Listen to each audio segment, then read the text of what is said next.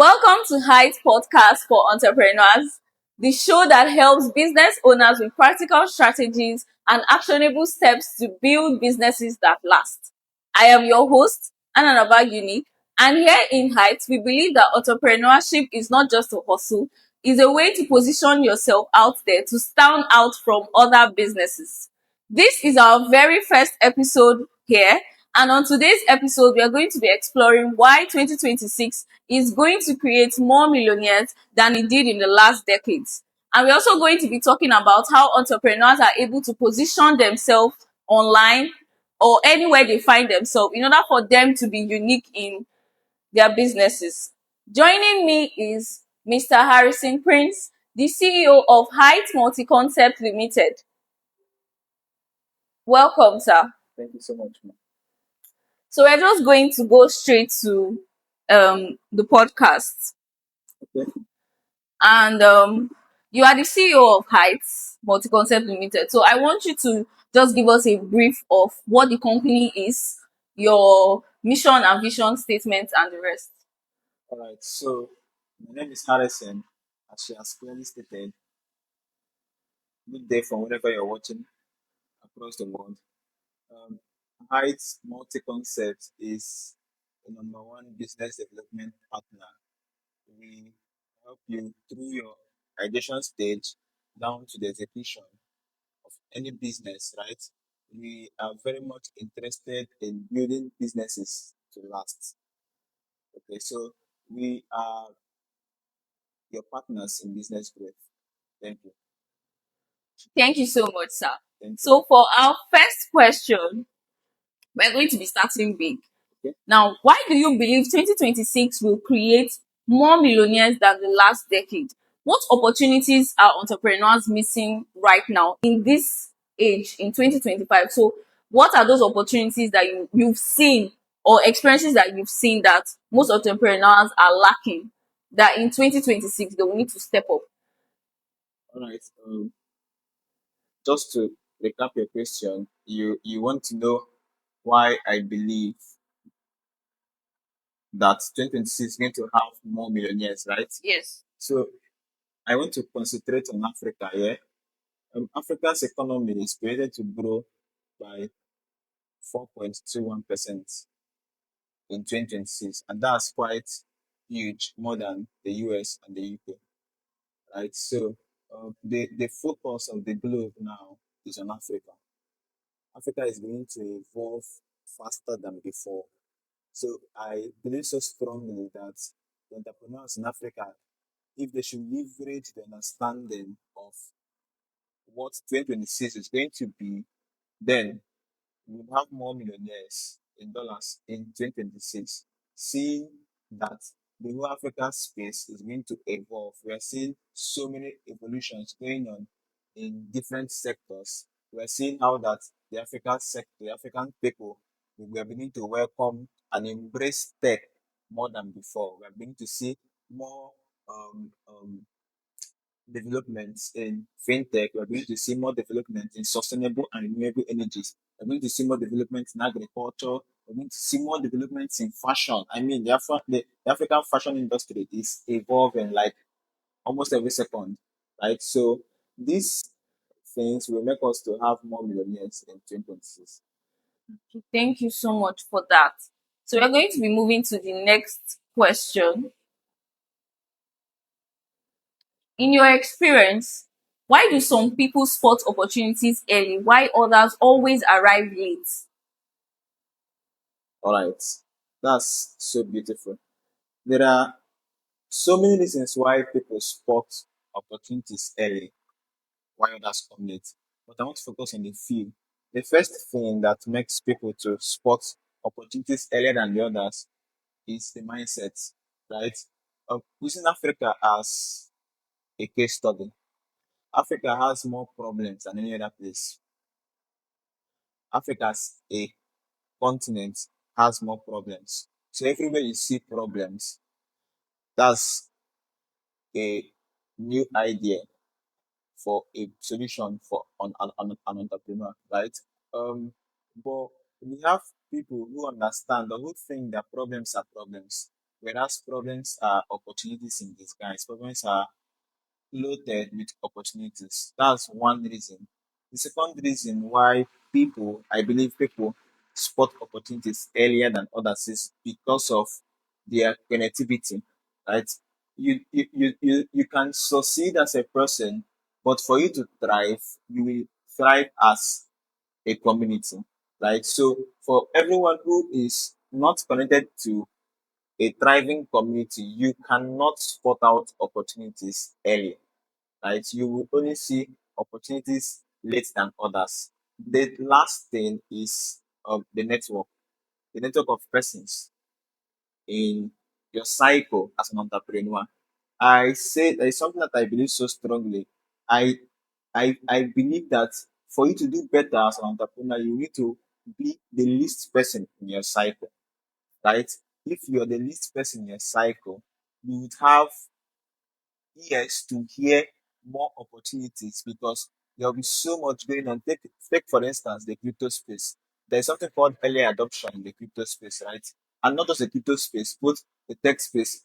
Just everywhere we see things happening, there are first movers, there are the first persons who adopted whatever came up. And these persons who adopted whatever came up, adopted them because they were connected, because they were in the right network at the right time. So that's the second reason. Now, the third reason why people take on opportunities earlier than others is because of what I call fear. Most times, opportunities don't come as sweet things. There is the work to do, right? And the work is quite big. It's draining. It can be overwhelming at some point, right? So I feel that in Africa today, we have most persons who are afraid, and that's quite understandable because we are in an environment that has so many dark sides to it. So fear is one of the reasons why people do not hop on opportunities. Entrepreneurs don't hop on opportunities earlier than others. There are many of them, but I just want to stay with this for now. Thank you. Can you give us an example of someone who saw the trend first and won big? Like, let's say, normally when you go to TikTok, you just see normal entrepreneurs or little content creators that will just hop on the trend and just maybe just do something and will just blow up and just so. Can you give us like an example or maybe two or three different fields where people saw trends and won big? All right. So I want to. Am I supposed to comment? Okay, let's just put it in the cliche, right? When you go to X, you will see those who they call idolos. I mean the real idolos, not the fake fashions.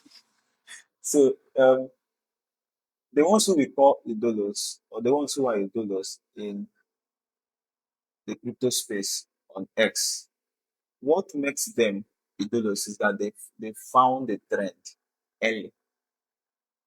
The trend that became a trend to others was something early to them. They hopped on it earlier than others. Right. So if you go to it's not hard to find. You know your idolos, right? You know them. And I mean the main idols. I can call names, but I don't want to call names, right? That's one. Secondly, um, the AI space, the AI space. There are persons who have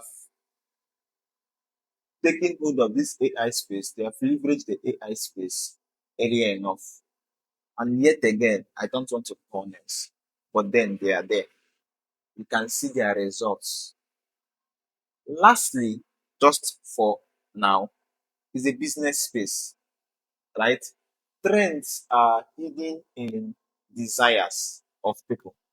Trends are hidden. What we call trends is a public display, a display in mass of people's desires.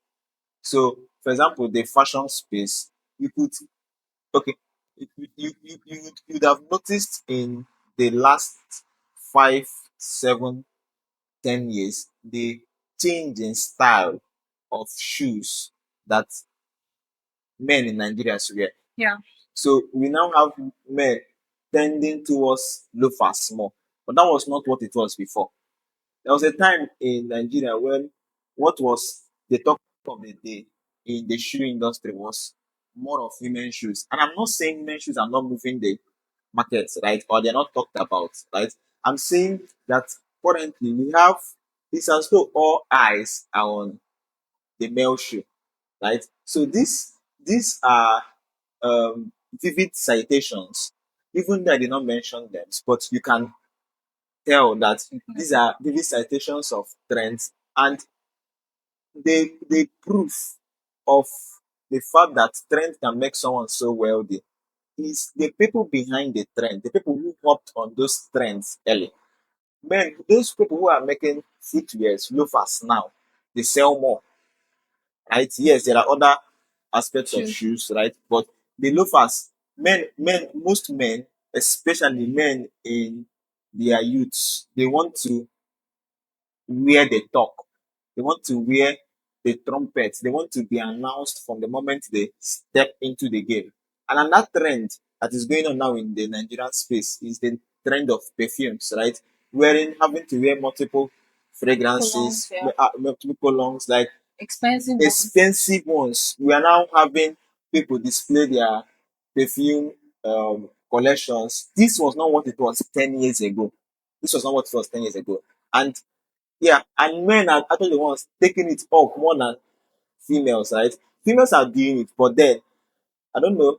That's the trend of the trend, right? So yeah. Okay, so to our viewers, I hope we are all taking notes and paying attention. From what he said, why most of entrepreneurs arrive late at opportunities is because if you're not found at the right network of friends or the right group chat, you're going to always arrive late at opportunities. And another one he also noted was fear. Like when you go online, most content creators, they always tell us video or start creating content early. No matter, your content must not be aesthetically pleasing or the rest. That's just an example. So thank you so much, sir, for that point. So we're going to move into the next question. Now let's talk about the future. What makes a business truly future proof in the African market? Like, are there industries or business models that are more resilient than others? Okay. What makes a business, from my experience, what makes a business truly future proof is your ability to pay attention to the needs of the market. You are not in business because of your passion. I like that you have your passion, right? But what makes your business to be market proof is you are above every other thing. Above every other thing is your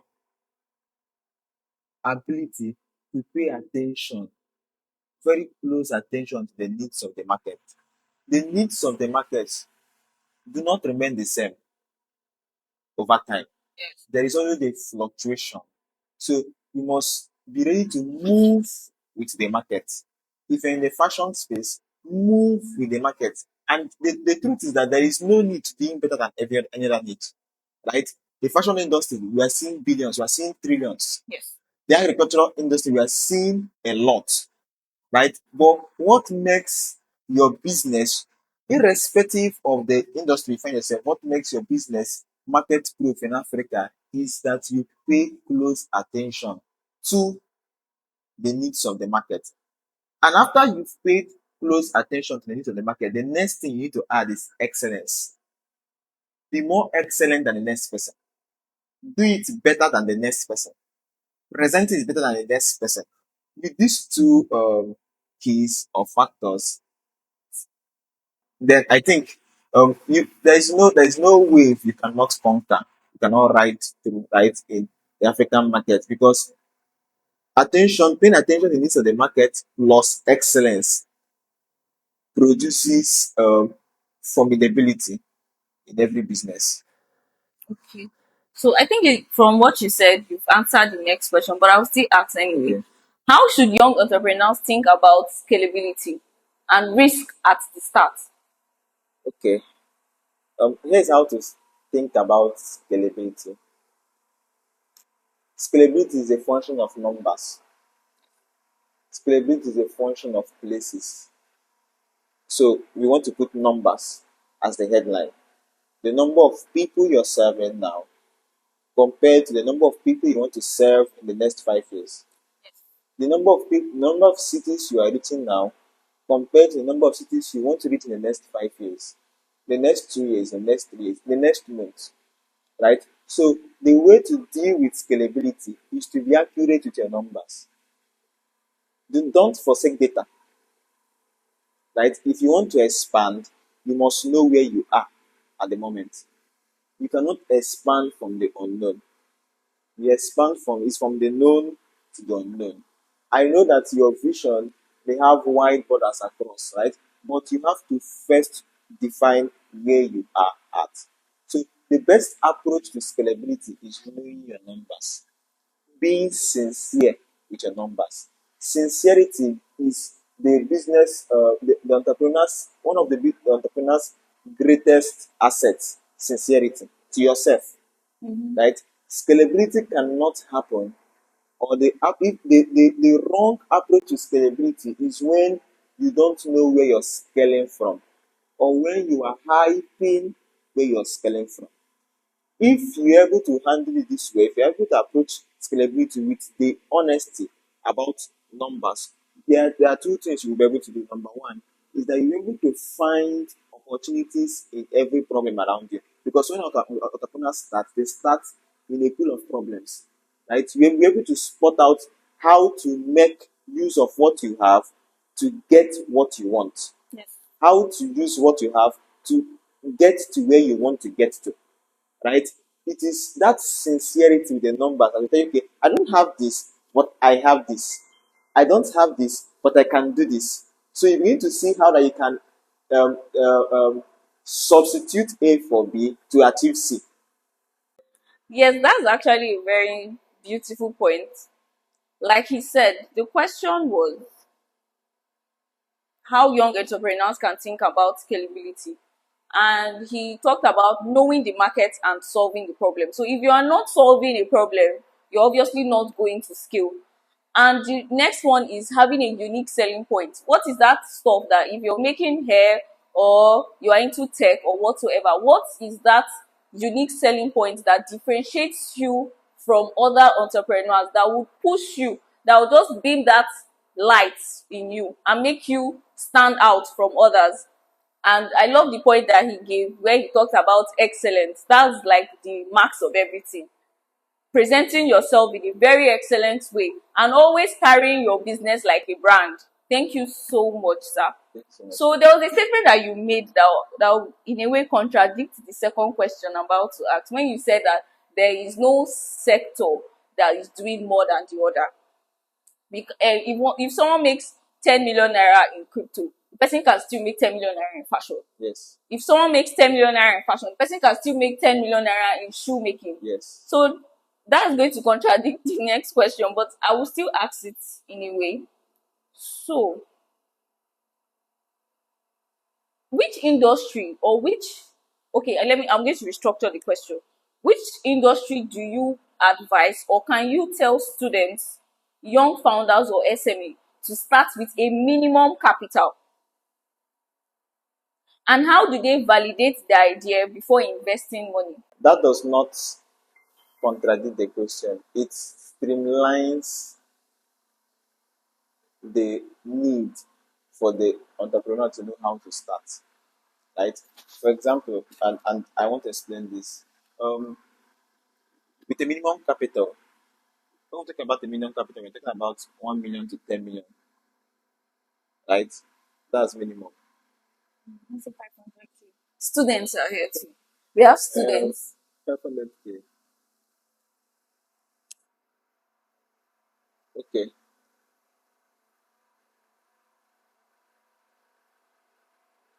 Every niche has the possibility of starting small. There is space for you to start small in every niche. If you have a million naira And let me give you these are here are certain industries you will need to look into if you have a 1 million naira. And one is agriculture. And please take note, this is on small scale. Agriculture, fashion, right? Even tech, real estate. On small scale, there is definitely something that your money can do. Yes, there's something that 1 million naira can do. What 1 million naira can do for someone in the fashion space is totally different from what 1 million naira can do for someone in the crypto space. What 1 million naira can do for someone in the beauty industry. Are you aware that 1 million naira can fill a whole shop of perfumes? Yes, it can. Mhm. Yes, it can. When you buy at wholesale, 1 million can do a lot for a perfume vendor. But 1 million naira will not do a lot for someone who is building an AI product. So here's my advice to young entrepreneurs. With the capital that you have, focus on industries that can turn over your capital faster.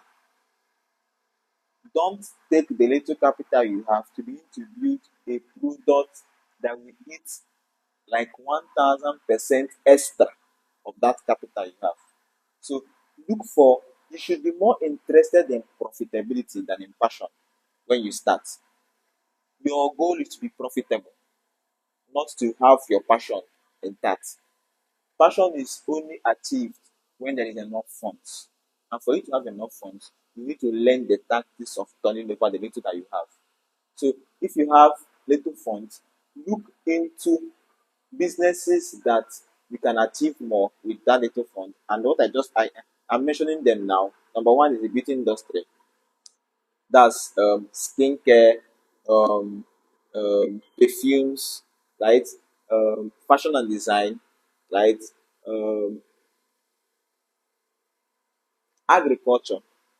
There's a lot that 1 million can do for someone in agriculture, depending on the kind of sector in agriculture and how large you want to play it. Remember that 1 million is already small scale. Okay, so logistics too, right? But this logistics will be on the basis of partnership because the latest thing in Nigeria that is close to the latest in the logistics space, that's the bike, costs 900 to 1.5 million naira for good bikes. So unless you want to use just one bike to do stuff, which can turn in money, but it will take a lot of time to turn in money. So you don't want to go into that kind of space. Yes. You want to yet you want to focus more on areas where you are you're able to turn over more faster, right? 1 million can do so much for a food brand. And you are aware that nothing turns money over more than a food brand because people eat Mhm. every day. Every day. Every day, every day, every day. 1 million naira too can another thing that 1 million naira can do for you that's quite crazy is when you use 1 million naira to buy um, engine oil. That's a lot of money. That's a lot. For example, and this is restricted to those who are in areas where the major transportation system there are more of bikes, right? For a bike to function well, you have to be changing the engine oil Mhm. every week, every week, every week. So with 1 million naira, you're able to turn, you will have more profit from such businesses. So here's my advice to you. If you're starting with little capital, focus on businesses where you will not have to, your capital can run the business and you will have turnovers earlier, right? Avoid areas like tech because, and when I say tech, I mean AI, I mean building technological products. Those 1 million cannot do anything for you. 1 million cannot do anything for you if you're building. 1 million cannot build an app. 1 million cannot build a proper e-commerce website and make it running. Remember that if you're building a tech product, it's not enough to build a tech product. The place where you will spend more is in the marketing. So if you spend about 700K to build an e-commerce website, then what next? You cannot use word of mouth to market a tech product. It does not work. Tech products thrive more on heavy marketing, running of ads. So I think I just said something important. Yeah. Wow. Thank you so much. You know what you just said has, when they say cut your coat according to your size, Or don't wear coat at that's all. so that's literally what it's kind of in summary. Cut your coat according to your size. No do pass yourself. Something like that. Thank you so much, Thank sir. you so much. So moving to, we're almost getting to the last question. So this is like second to the last. So even with a good idea, many businesses fail. So in your experience, why does this happen? And what are the biggest mistakes young entrepreneurs make? All right. This is quite an interesting question because I was once in that space. I was there. The first reason, which happens to be the major reason why young entrepreneurs fail, even with good ideas, is that they miss the point of entrepreneurship. Entrepreneurship is not about coming up with good ideas. It's about coming up with great ideas. And for an idea to be great, there is just one factor. Can this solve a problem? Will people pay to solve the problem? Let me use something so funny. One of the most trending businesses, if you want to use the word trend, if you want to use the word, if you want to classify it as a business, is religion, like church in Nigeria. And that's because most um, religious leaders focus more on solving spiritual problems with money, right? Why that's not totally um, accurate or true, it happens to work, right? Because many people have Spiritual spiritual problem. problems. So Africa is a country that has most persons with spiritual problems. Many people have spiritual problems. So once a pastor says you can sow a seed of 1,000 naira, 10,000 naira, 1 million naira, people will rush out. Why? Because the problem is there. And because people will want to solve that problem. They want to pay to solve that problem. There are many problems in Africa today, but not all of them are people able to solve by paying money, right? So that's the reason why, even with a good idea, you can still fail, and that's common amongst young people. They go with the passion. I want to be. They are so hyped about the product that they forget that it's not about the product. They're in love with the product other than being in love with the market, in love with the problem, the people that the product is meant to solve.